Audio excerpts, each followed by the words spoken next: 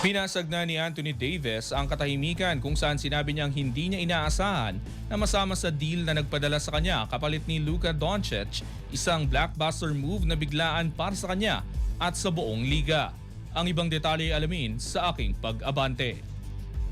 Inamin ni NBA big man Anthony Davis na hindi niya agad pinaniwalaan ang balita na itrenade siya ng Los Angeles Lakers sa isang blockbuster deal kapalit ni Luka Doncic. Sa panayam sa The Draymond Green Show, ibinahagi ni Davis na inakala niya nagbibiro lamang ang kanyang agent na si Rich Paul nang sabihin sa kanya ang trade. They just traded you to Dallas. And I'm like, man, shut up. Ayon kay Davis, mahirap tanggapin ang sitwasyon lalo't wala naman siyang narinig na anumang senyales na maaari siyang maipagpalit.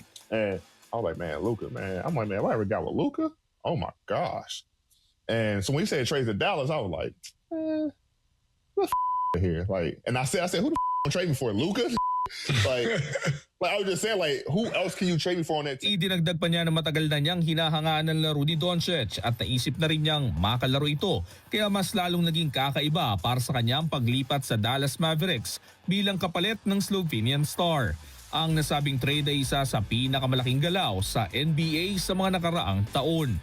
Mula doon, muli pang naipasa si Davis matapos siyang i-trade ng Dallas sa Washington Wizards bago ang 2025-26 trade deadline. Hindi pa siya nakakapag-debut para sa Washington bago ang huling trade. Nag-average si Davis ng 20.4 points, 11.1 rebounds at 1.7 blocks sa 20 games para sa Mavericks ngayong season. Ako si Sus Valdez. Abante!